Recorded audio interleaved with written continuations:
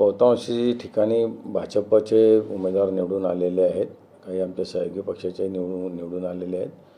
Overall महाराष्ट्रामध्ये एक नंबरवर भाजप हाच पक्ष आहे.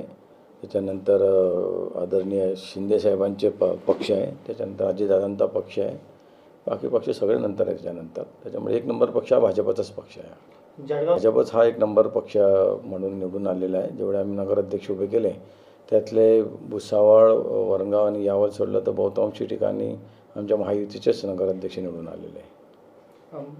नाही, ते आता लोकांचा कौल भुसावळकरांना जे मान्य होतं, संतोष चौधरींच्या हातात त्यांना सत्ता द्यायची होती, ते भुसावळकरांनी केलं. ते आता पराभव मान्य आहे मला. भुसावळमध्ये आमची युती होती. 27 नगरसेवक, 50पैकी 27 नगरसेवक हे फक्त भारतीय जनता पार्टीचे निवडून आलेले आहेत. 2 शिवसेनेचे नगरसेवक निवडून आलेले आहेत आणि काही अपक्ष आमचे सहकारी निवडून आले. असे जवळपास 30च्या आसपास आमची संख्या आहेच. तुम्ही की 21पैकी 15 सीट या भारतीय जनता पार्टीच्या निवडून आल्या, पण नगराध्यक्ष अपक्ष जे होते ते निवडून आलेले आहे.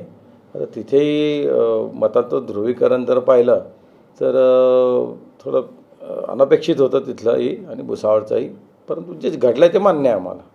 मुक्ताईनगरमध्ये तिथे आमचे सहयोगीच पक्ष आहे, त्याच्यामुळे काही प्रॉब्लेम त्याचे भाजप आणि आमच्यात मैत्रीपूर्णच लढत होती. त्याच्यामुळे शिंदे जरी निवडून आले असले तरी ते आमचे सहयोगीच आहेत.